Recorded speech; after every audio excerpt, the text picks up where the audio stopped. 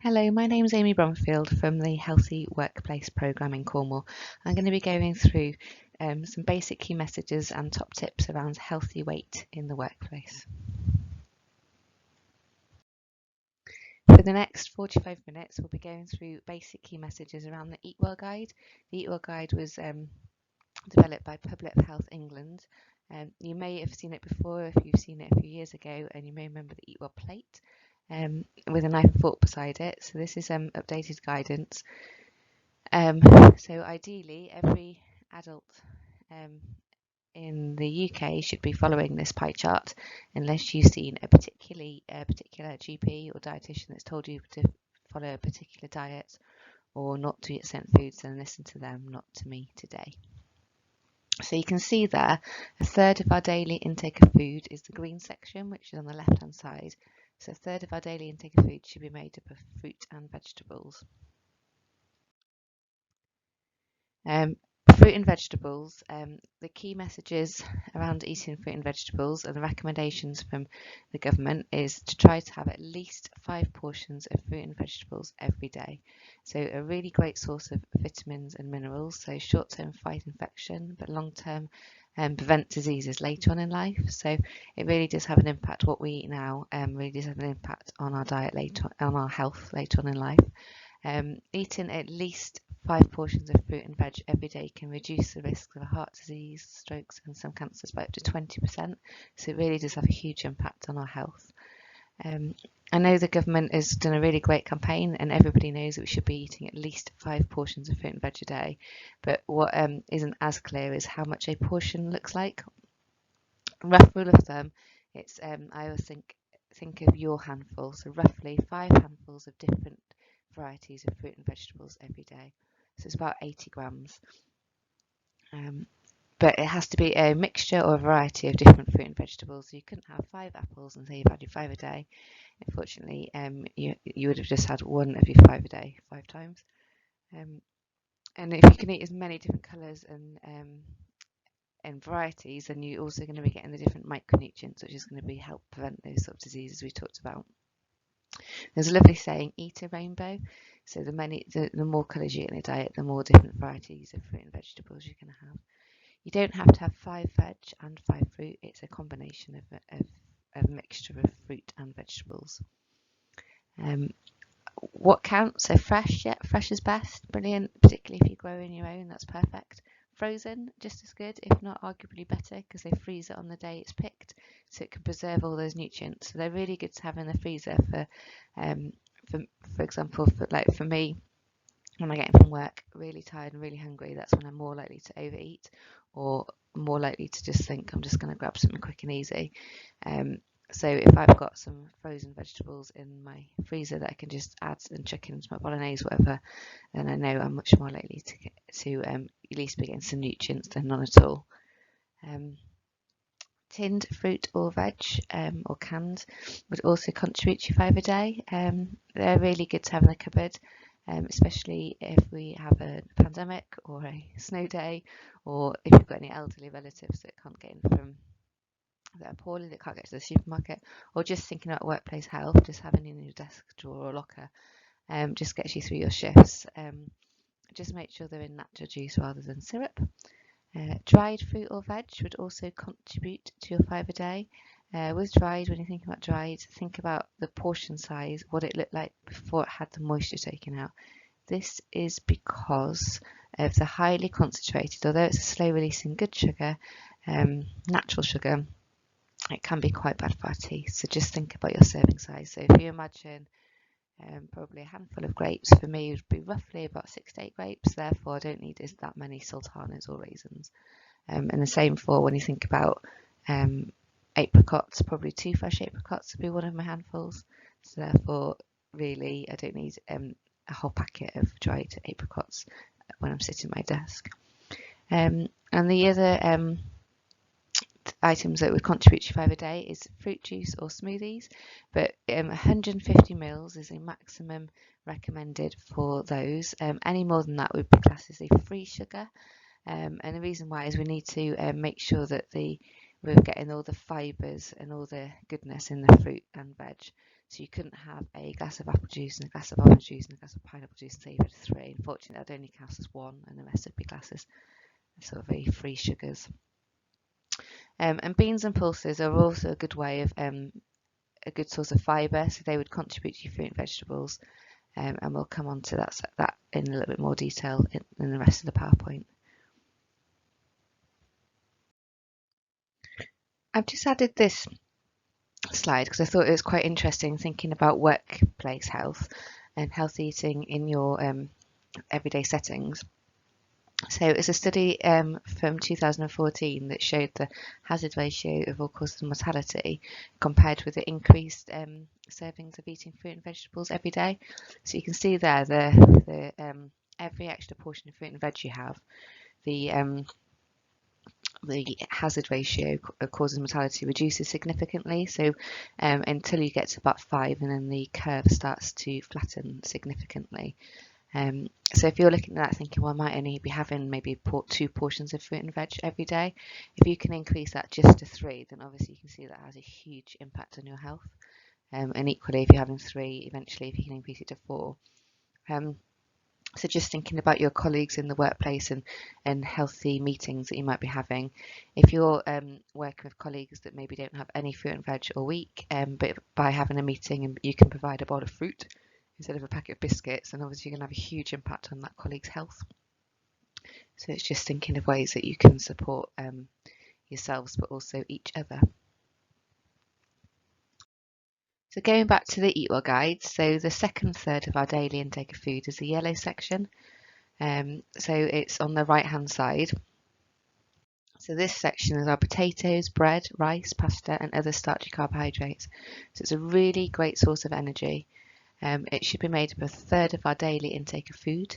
A really good source of fibre, so really helps prevent those cancers, bowel cancers and stomach cancers. Really good source of iron and B vitamins. Wherever possible, try to have whole grain varieties because they are, you might have heard of the saying, make us feel fuller for longer. So it's slow releasing energy that should keep our blood sugar levels stable throughout the day. And they keep the fibre and the germ, which is full of all the goodness.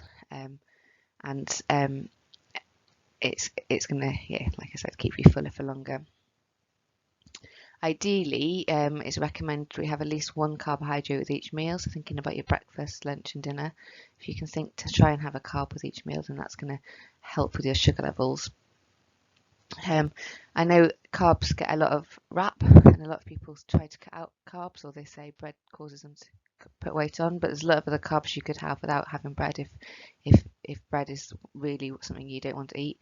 So potatoes are a really good source of carbohydrate, rice, pastas.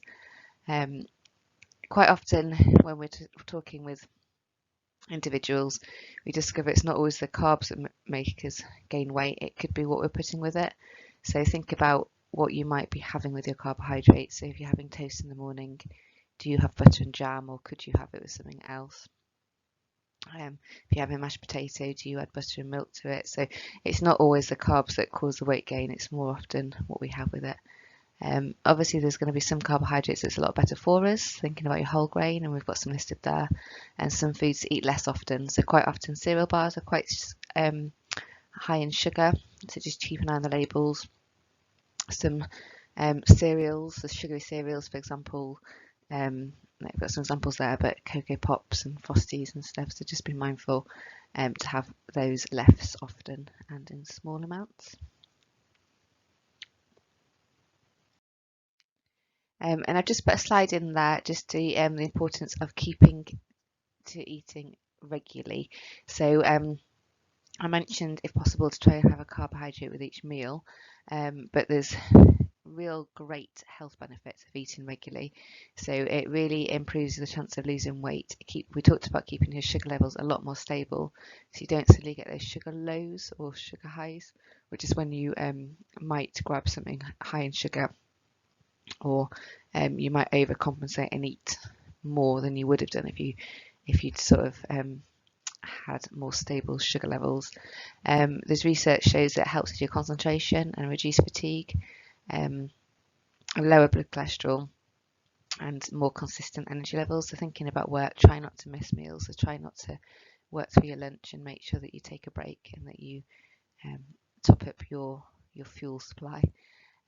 Eating regularly, make it easier for you to stop eating at the end of the meal, so it stops you overeating, and reduce the need to resort to high fat snacks. So when you're thinking, if you've missed a meal and then you're going from meeting to meeting and suddenly you walk past the office and you might see a pack of biscuits, hopefully that'll make it easier for you to resist if you've sort of taken a break and taken that time for yourself.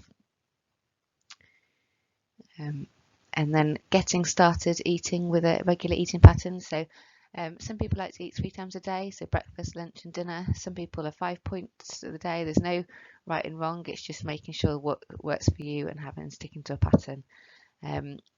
So try to eat the same pattern every day. I appreciate with shift patterns this is more tricky, but this is going to be a lot easier long term to help keep weight off. Pick a pattern that fits in with you and your routine. So it might not be the traditional times of eating, but as long as it fits in with your routine, then it's still the same principles. And plan ahead, so plan times to eat and check in at the end of the day to see if this has been achieved.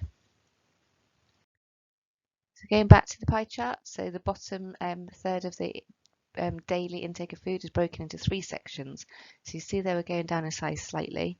So the next section is our pink section, which is our beans, pulses, fish, eggs and other source of protein. So it's quite small, quite a bit smaller than the top 2. So it might not be we need as much of it throughout the day, but it's still a really important, essential part of our diet.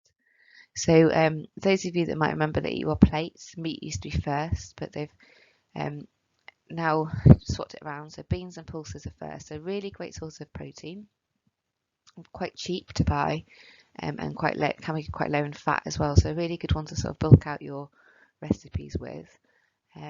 So beans and pulses, so things like chickpeas, lentils, kidney beans, baked beans are all going to be a really great source of protein. And then fish, ideally 2 portions a week, one of which should be oily. So your oily fish is your salmon, your mackerel, your sardines, your pilchards and trout. These are really great source of omega-3, which is an essential fatty acid that our body can't produce. So try to aim to have at least 1 oily fish a week if you can. All of these foods are going to be, in addition to a really great source of protein, really contain lots of iron, which is really important for our bodies as well. Eggs are a really good source of protein. So eggs are always a good one to, especially if you're in your workplace you've got a microwave, you could quickly microwave and have scrambled eggs on wholemeal toast, and that might be enough to get you through your shift. And then meat, good source of protein. Lean meats, so like your turkey, your white meats, so like your turkey and chicken are going to be a lot less in fat. Red meat are going to be a good source of iron, so it's just making sure you have a variety and a balanced diet as much as possible. Try to avoid less processed meats if possible, so things like your burgers, your sausages, chicken nuggets and bacon, try to have that in less often in small amounts. And then, like everything, there's going to be some foods that are going to be better for us and some foods to try and have less often. So try to avoid things like your fatty cuts of meats, like your lamb, where you can see the white fat on it. You could just cut that off and put it in the bin rather than in your body. And then so you've fried meats and fish. And the other good source of protein, which would also contribute to your protein, is your nuts and seeds. They're quite a good one to snack on. Any nut butters, so peanut butter or almond butters, things like that. Hummus is a really good source of protein that's low in fat. If anyone's vegetarian or vegan, your substitutes would go in this section. So things like your corn or tofu would also contribute to this section.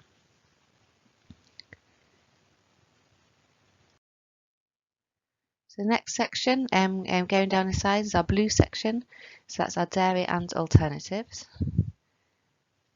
So dairy and alternatives are a really good source of calcium and protein. And any vegans or lactose intolerant, your substitutes would come in this section.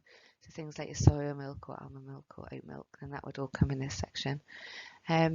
wherever possible, if you're 5 years old and over, try to go for the low fat or the low sugar options, because they are going to be have more calcium in, and less fat. So because they tend to come from animal products, they can be quite high in fat. So try to go for the reduced fat options where you can. What counts? So cheese and milks, custard, yogurts. I appreciate when we do this session face to face, quite often yogurts comes up as people worry that sometimes low fat yogurts can be quite high in sugar. So what we recommend is just checking the ingredients at the back. So by law, they have to list of what it's got most of. So if the first ingredient is, say, milk, and the second ingredient is sugar, and then 4 or 5 ingredients down is strawberry, then maybe try and find another low-fat strawberry yogurt. What I do, which isn't perfect, but it works for me, is buy the low-fat natural yogurt, the 500ml, just because that's the cheapest way I could buy it, and then a handful of frozen berries from the freezer, and just add that, and then that sweetens it with natural sugar, and I know it's got no added sugar, so that could be something that works for you. And then and then, like with everything, there's some foods that are going to be better for us, so we've got some listed there for you to have a read at, and then some that we should maybe have less often and in small amounts there on the bottom right. So then going back to the Eatwell guide, you've got the last section on the pie graph, which is the purple section. It's so small they've had to put an arrow to it, so we don't need very much of it at all, but it is a vital part of our diet. So this one's our oils and spreads. So we do need some fat in our diet. This just helps with our skin and our eyes and our hair, but we don't need very much at all compared to the other sections. So some of the right fats give us the essential fatty acids, such as omega-3, which our body can't make itself. So wherever possible, go for unsaturated oils and spreads, but using real small amounts. So unsaturated is going to be a lot better for our heart health, whereas saturated fat is a direct link to heart disease. So try and have that in try and have it a lot less. So unsaturated fat, more often than not, or tends to, not always, comes from plant sources. Think about your olive oil, your rapeseed oil, sunflower oil, your vegetable oil. And I always think, rough rule of thumb, so roughly it tends to be liquid at room temperature. Saturated fat, which is direct link to developing heart disease, it tends to, not always, but it tends to be solid at room temperature. So think about your butter, your lard, your palm oil, and a lot of it comes from animal sources, but obviously coconut oil and palm oil is also really high in saturated fat, and should be have less often.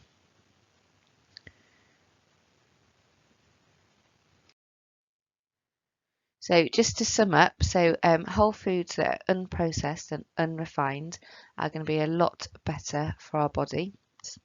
So they keep us fuller for longer, and they're going to have a lot more nutrients in. So try to have those as opposed to foods that are highly processed or highly refined, and have those as little as possible. When we do the session face to face, I often ask people to think about when you're having making little changes to your diet, and you may be making swaps to having whole foods and unprocessed, unrefined foods, as opposed to sort of the highly processed, unrefined. Have a think about how you might feel.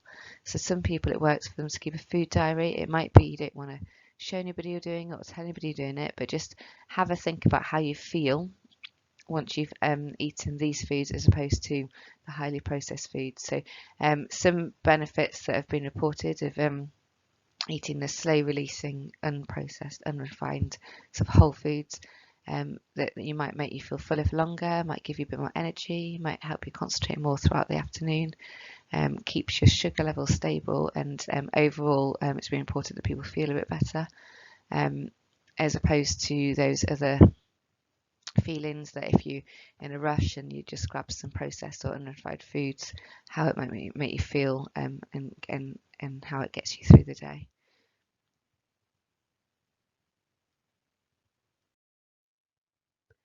And then going back to this Eatwell, so that's the Eatwell guide. So that's the essential sort of foods that our body needs around a variety and balance of different food groups.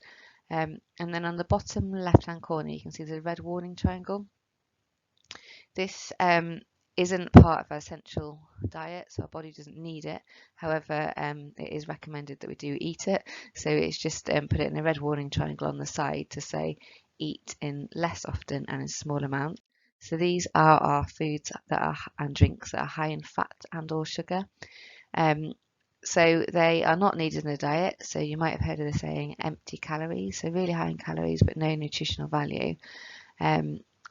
So ideally, the recommendation is no more than one serving a day. So it would be foods that you might think about. So things like your crisps, biscuits, sweets, chocolate, etc. But it might also be foods that it might not have thought about. So things like ice cream is a high in sugar. It wouldn't be a dairy. If you're having a teaspoon of sugar in your coffee and you're having 3 or 4 coffees throughout the day to get you through your work, then that might be something you need to look at. And then things like your mayonnaise, your salad cream, your ketchup are quite high in sugar and fat, and jam and honey and little things like that. So it's easy to sneak up on us. So just to be mindful to try and reduce those wherever possible, to reduce those sort of empty calories that our body don't necessarily need.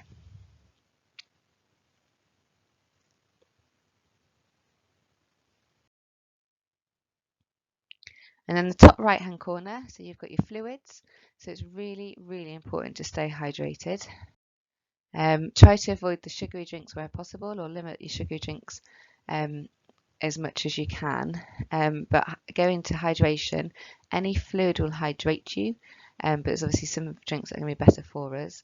So ideally water's best, but any fluid intake, including tea, coffee, any sugar-free sort of squashes and stuff would all help hydrate you. So it's really important to stay hydrated, and just thinking about how staying hydrated can really help you at work. So being dehydrated obviously increases your you might have more headaches or tiredness or poor concentration. But also it's really important to stay hydrated because it helps digest your food and drink, regulate your temperature, and carry nutrients to organs and clear your toxins out your system. So it's really important to try and make sure that you stay hydrated throughout the day.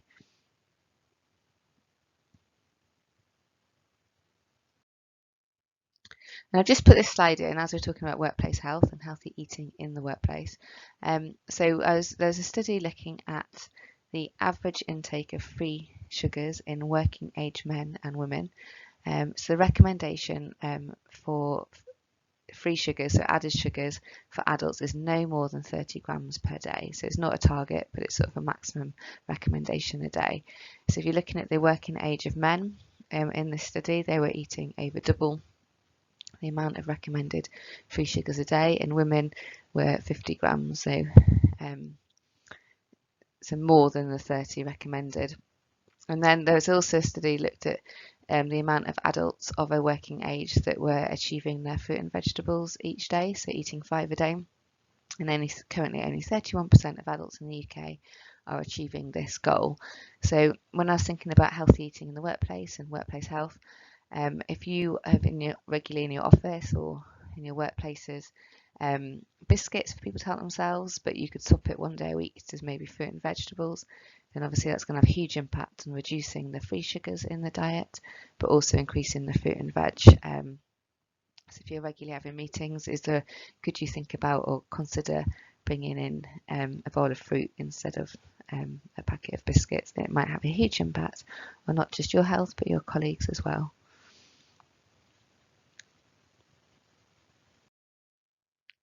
And the final slide is just being prepared. So definitely, the research shows that if you can plan what food you're going to eat throughout the day and week, it'll stop you reaching for those convenient foods. So if you're going from meeting to meeting to meeting, when you get to that really hungry stage, you've got informed choices rather than just running out to the nearest shop to get you through to your next meeting or your next shift. And think about what meals you're going to eat when you do your weekly shop. So batch cooking can have a huge impact. So when you get in from work, you can eat healthily and heat it quickly, rather than think, oh, I'm too tired and over hungry now to start cooking from scratch. I'm just going to grab something quick and easy. So that would have a huge impact on your health if you can do this a little bit more. And there's a lot of great resources out there at the moment to support workplace health and healthy eating in the workplace. So Sugar Smart is a national campaign run by Sustains, but Sugar Smart Cornwall, if you we can contact us at Healthy Workplace Programme, and we can give you the link, or it will probably come up on Google. But it can give you top tips and support and loads of resources and pledges to be able to increase healthy eating in your workplace.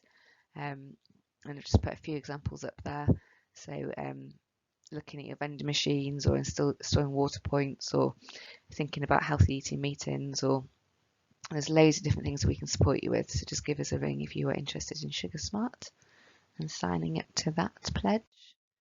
And there's a really great toolkit as well that was developed by Public Health England and business in the community around physical activity, healthy eating and healthy weight in the workplace. And there's some real great infographics there that that show the importance of healthy eating and having healthy weight and physical activity opportunities in the workplace. But within the toolkit, there's brilliant actions for employers to think about ways of supporting your staff and colleagues around healthy eating and making the healthier choice the easier choice. And there's just a few that I've picked out.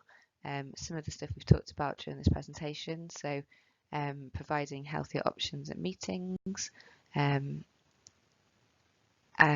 then offering free fruit and vegetables throughout the day if possible, or throughout the week, and then obviously sharing things like this presentation.